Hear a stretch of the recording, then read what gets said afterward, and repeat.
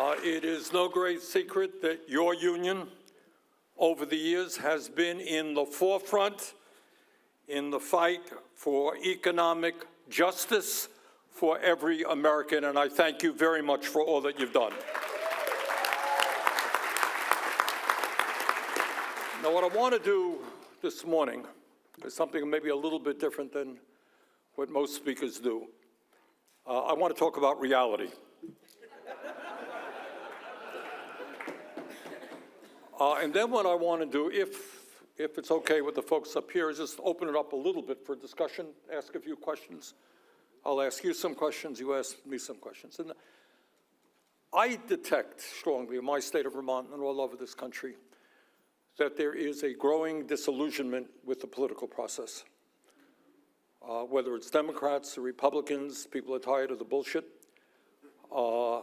People are hurting, and they do not believe the government is responding to the needs of ordinary Americans. Am I missing anything there? No. All right. So what I want to do is just touch on, I'm going to bore you for a little bit, but I'm going to tell you what you don't see on TV, what you're not going to hear much in the halls of Congress. But it's important that we understand where we are as a nation. And the most important point to understand, which is not talked about on television or in the corporate media, is that today the economy is doing just great for the people on top, all right? We are living in a moment, you don't talk about it, we don't talk about it much. We are living in a moment in which we have more income and wealth inequality today than we've ever had in the history of this country. In other words, the status quo, the political system, the economic system is doing phenomenally well for the 1%, while at the same time, 60% of Americans are living paycheck to paycheck. 600,000 people are sleeping out on the streets. All right, so that's the first point to be made. System is doing phenomenally well for the people who own the system, while tens of millions of people are struggling to put food on the table. So it's not only income and wealth inequality, then you get to something else. Who owns the economy? How's the economy doing?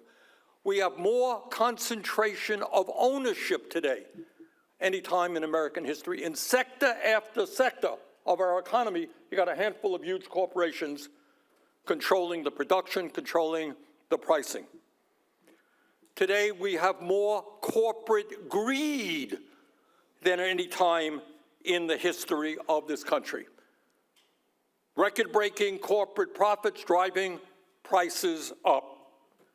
And then importantly, it's important to understand that these billionaires with all of their money, they don't put their money underneath the mattresses. They invested in the political process. So right now, we have a corrupt political process which says that if you are a billionaire, probably not,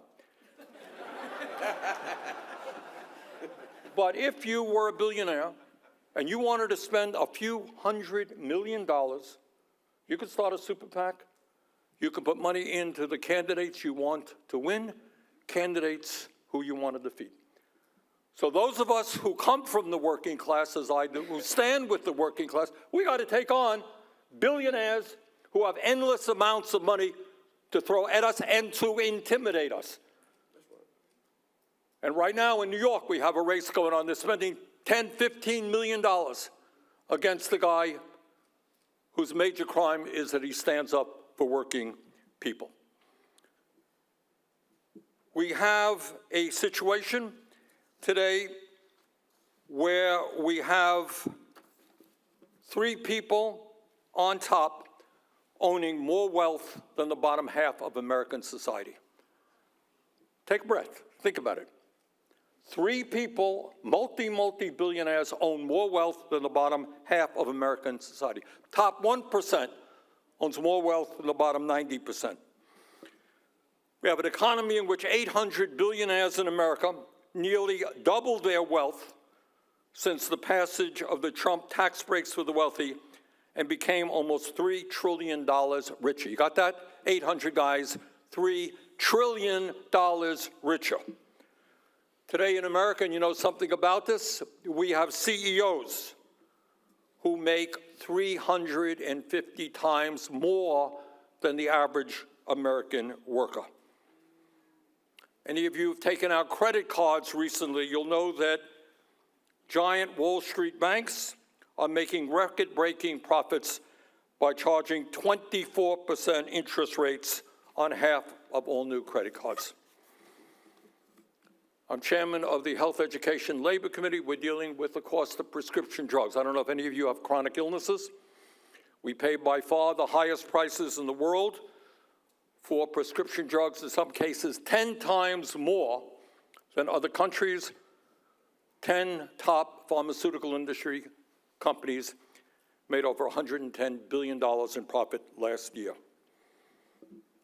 We have a tax code which says that a truck driver or a nurse or a machinist will pay an effective tax rate higher than those who are billionaires. We have an economy in which corporations use every excuse to raise prices outrageously while they make record-breaking profits and give their CEOs unbelievable compensation packages. Oh, by the way, and golden parachutes. Know anything about that? Yes. Yeah, I know you do.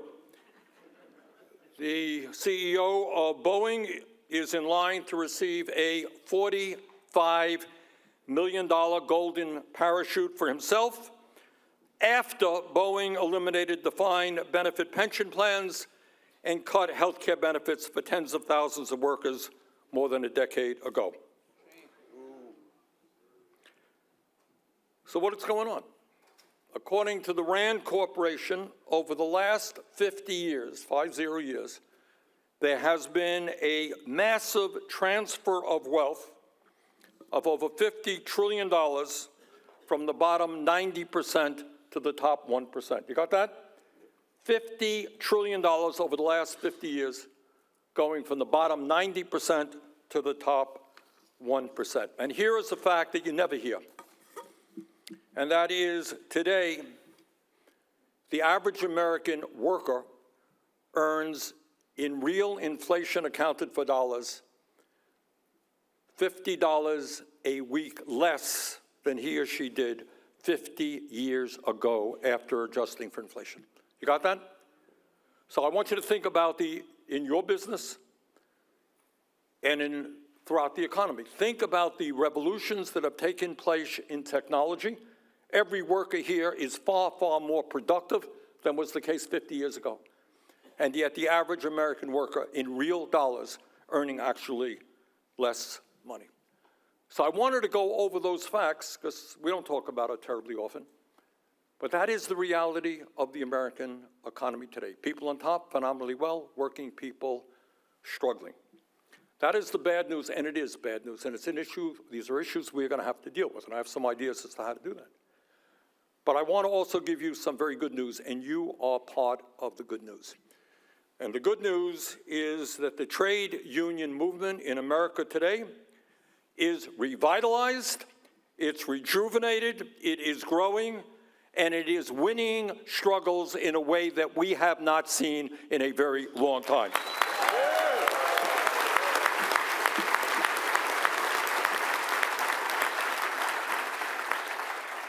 And why is that? The reason is the average American is sick and tired of seeing the people on top do phenomenally well while he or she is struggling. So what we are seeing is blue-collar workers, white-collar workers, and those in between organize unions and win strong contracts.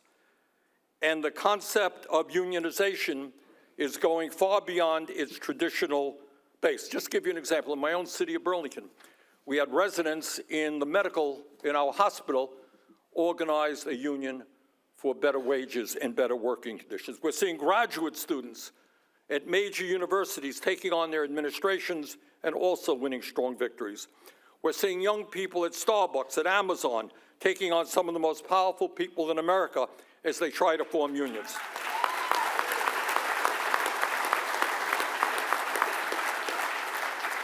We are seeing the machinists stand up and fight back against the outrageous corporate greed at Boeing and at other major airlines throughout America.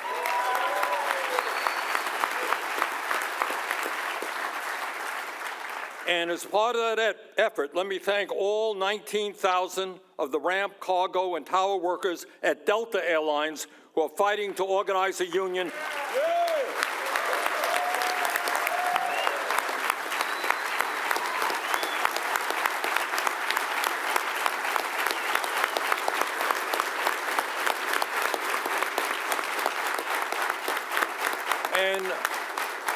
And as all of you know, they are fighting to form a union despite a very aggressive union-busting campaign by management. So let me be clear. If Delta can afford to pay its CEO $34 million in total compensation last year, after making $4.6 billion in profits, you know what? Delta can afford to allow all of its workers to form a union free from fear, intimidation, and coercion.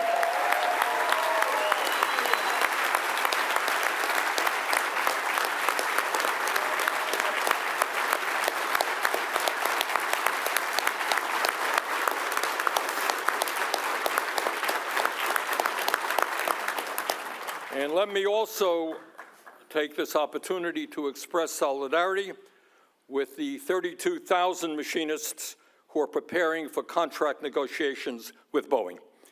If Boeing can afford to give a 45% pay raise to its disgraced CEO this year, it surely can afford to treat all of its workers with respect and dignity.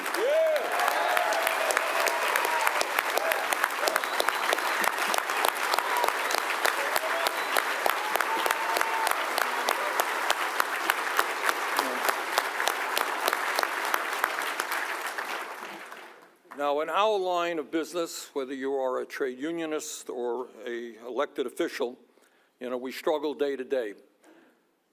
But it's also important to have a vision of where we want to go as a nation. We are the wealthiest nation in the history of the world. That's what we are.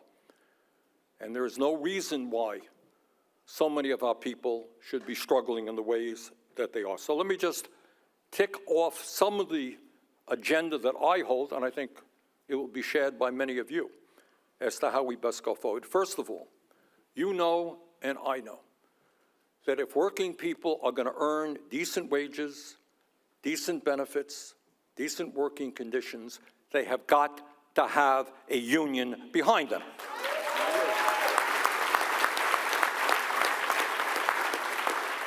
And what you know and I know is that right now, corporate America is spending hundreds of millions of dollars trying to make it impossible for workers to exercise their constitutional right to form a union.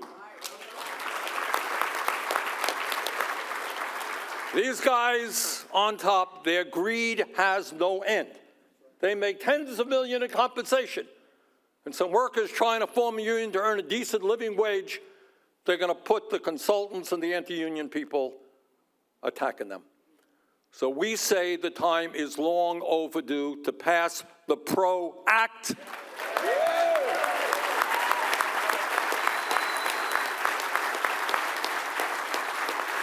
And I'm happy to tell you that for the first time, my committee got the PRO Act out of committee. It was a partisan vote, 11 Democrats yes, 10 Republicans no. We got to get that bill on the floor, and we got to pass it.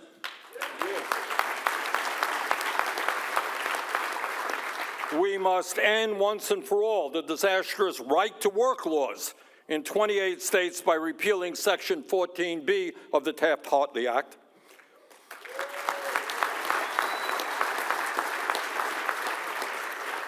I'm going to be in Cleveland tomorrow, and the reason I'm going to Cleveland is that I'm going to be with low-wage workers who are demanding that in Ohio and, in fact, in this country, we raise the minimum wage to a living wage.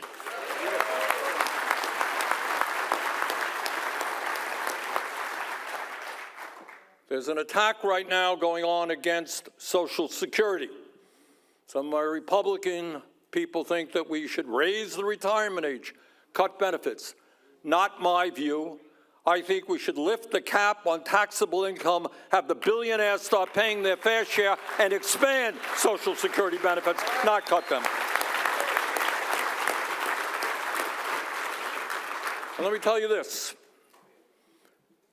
Probably every negotiation that you undergo, health care becomes a major issue. Is that right? Yep. And the reason for that is that we are spending as a nation twice as much per capita on health care as the people of any other nation. You all know that? We're spending over $13,000 every man, woman, and child. And yet, our life expectancy, how long we live, is lower than other major countries. You got 85 million people uninsured or underinsured. Many of you have deductibles, co-payments. You got to go through the whole insurance thing.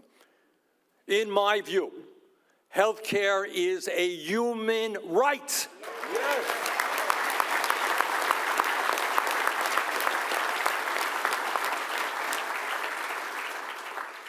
And that means we need to pass to do what every other major country on earth does.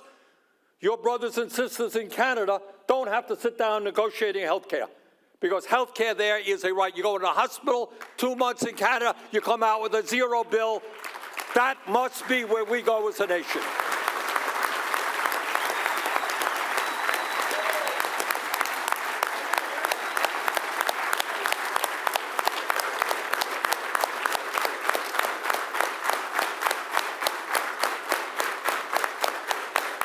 We need, one of the good things that President Biden and some of us did in the last couple of years is to pass a major infrastructure bill.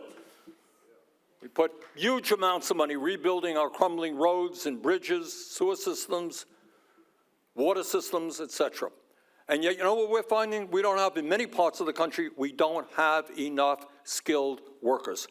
So what we have got to do is expand union apprenticeship programs. Train us, the young people.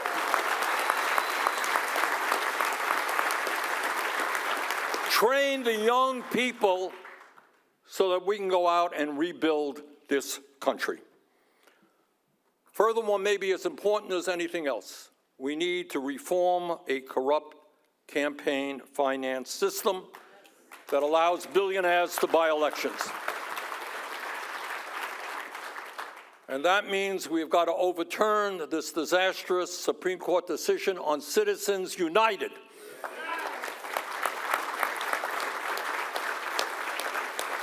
What democracy means is one person, one vote, not billionaires buying elections. We need a trade policy that works for workers, not large corporations. The American people have seen thousands and thousands of factories shut down in America as these corporations go to Asia, go to Mexico, and hire people at extremely low wages. And if they want us to buy their products, damn well build those products here in America.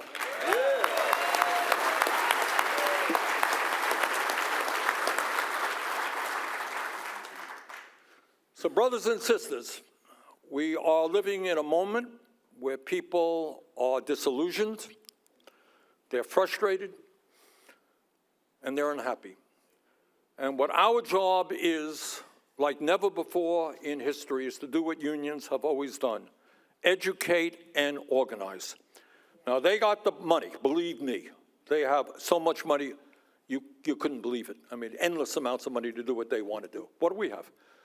Well, the 1% may have the money, but the 99% are the people.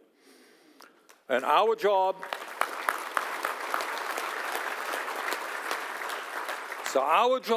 is to bring our people together around an agenda that works for all, not just the few.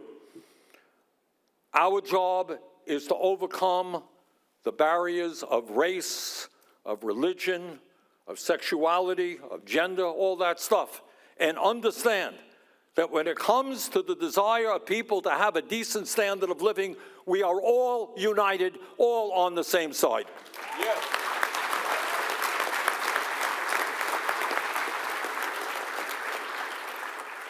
So we are at a monumental and consequential moment in history.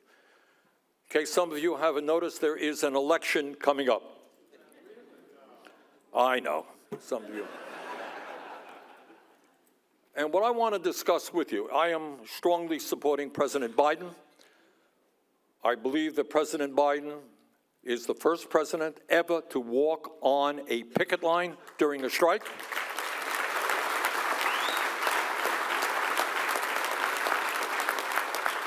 He has put together the strongest national labor relations board that I have ever seen, standing with workers.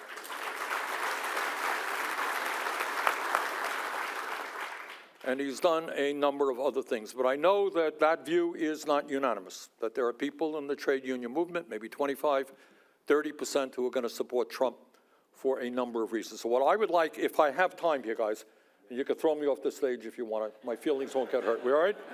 All right. I want to hear from you. And I'll tell you something else. I come from a working class family. So I kind of take it personally. And in case you haven't noticed, I'm white.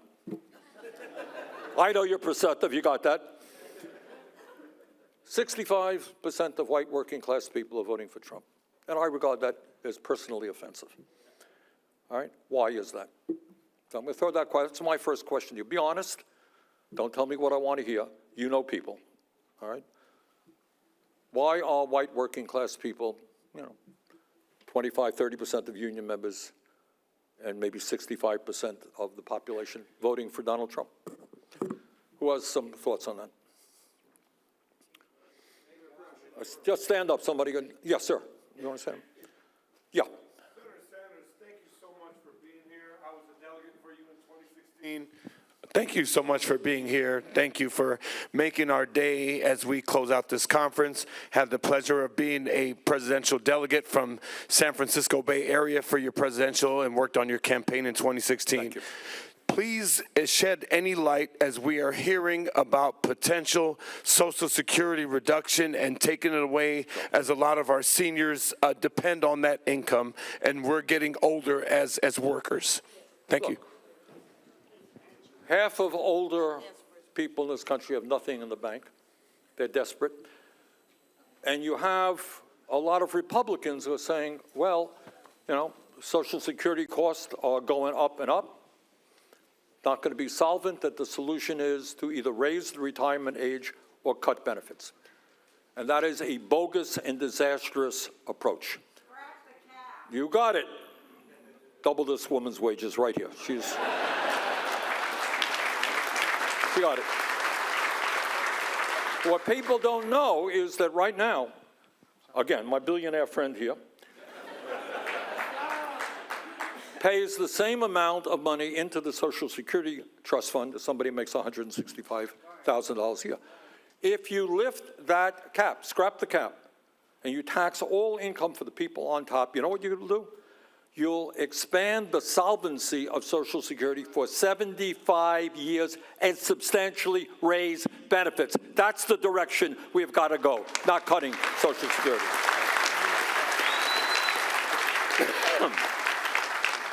All right, other questions? Yes. Senator Sanders, I just want to thank you so much for everything you've done for the working class throughout your entire career, for our membership, for the working class in this country. I speak from a person coming from rural America in the state of Minnesota. The people that are disillusioned of the country in rural America, there's a multitude of issues, but one of the most important issues is from an economic standpoint that they see every single day, from food insecurity to the increased interest rates and the inability in their perception of the administration not addressing, in particular, the interest rate problems that are affecting them every single day. And that's one of the disillusionments that they have, amongst many, from rural America. Okay, thank you.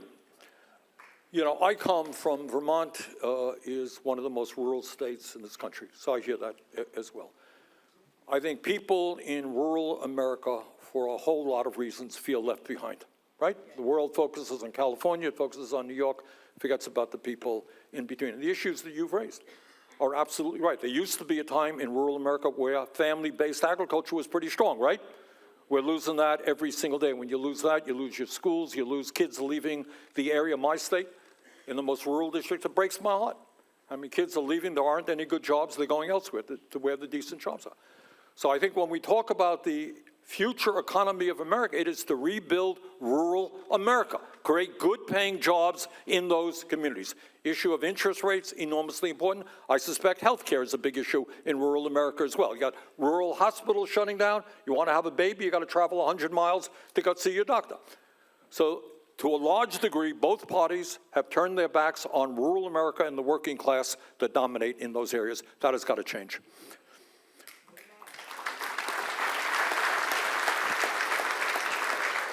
Yeah. I'd like to answer your question on why white working. Get the gentleman a microphone so people can hear him. We've got a mic? There's a mic over there. Okay.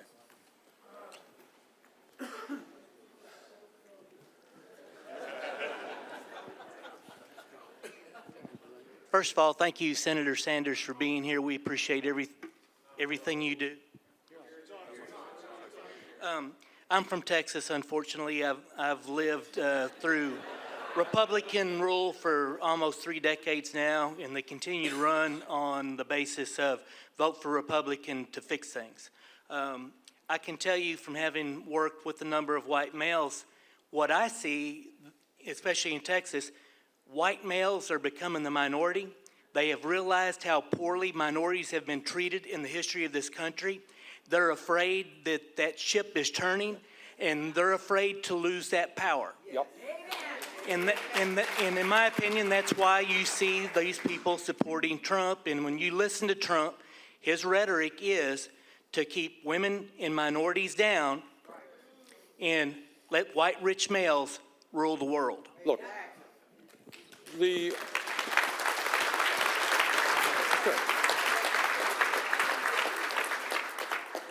playbook of demagogues, and I think Trump is a demagogue who is spending every day trying to undermine the foundations of American democracy. And we all think back, and I know in the Machinists you got a lot of veterans who put their lives on the line to defend American democracy, and we owe them a debt of gratitude that we can never repay. But one way that we do repay it is to understand democracy is pretty fragile. You know, it's pretty fragile. And you got people, Trump and others, who are trying to undermine it. So how do you, if you're a demagogue, and if you want to give tax breaks to billionaires, right, that's what you want to do. You and your friends want to cut Social Security and other programs for working people. How do you campaign? How do you get votes? Well, what you do is you pit one group off against another group. Okay? I remember, never forget, way back when, still true, but to a lesser degree, white workers in the state of Mississippi had the lowest wages of any state in the Union. What did they have going for them back then? This is way back when. What they had is they could drink at a goddamn soda fountain or a water fountain, and black workers could not. So they were powerful. They could drink at a water fountain. And meanwhile, their wages were nothing.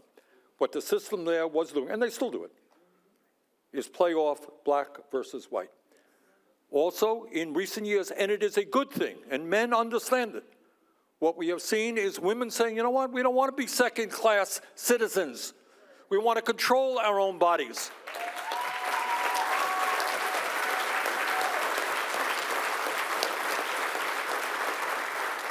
And we want the right to work at the jobs and the careers that we want. Nothing wrong with that. But there are men, to pick your point, who feel threatened by that. Maybe they have a woman who's a boss. So you have the Trumps of the world playing on that resentment. How do you expose all of that stuff? The way you expose it, in my view, is we bring forth an agenda that says, you know what? We create an economy that works for all. You are black, you are white, you are Latino, you're male, you're female, you're gay, you're straight. You all need health care as a human right.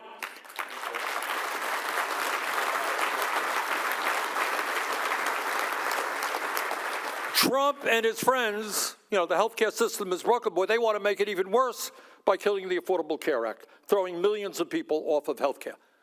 Black, white, Latino, you need a living wage. Let's work together. Let's build the union movement. That ain't what Donald Trump says. That's not what Donald Trump says. At a time when we have more income and wealth inequality than ever before, we demand the rich start paying their fair share of taxes. That's what we believe. That's not what Trump believes. So the way you defeat that demagoguery of playing off one group against another is bringing our people together. And we are the majority. Never forget that. They got the money, it is true. And money is power. But we have the people, and if we bring people together, we succeed. And the way we bring people together is around an agenda that works for all, and that ain't Trump's agenda.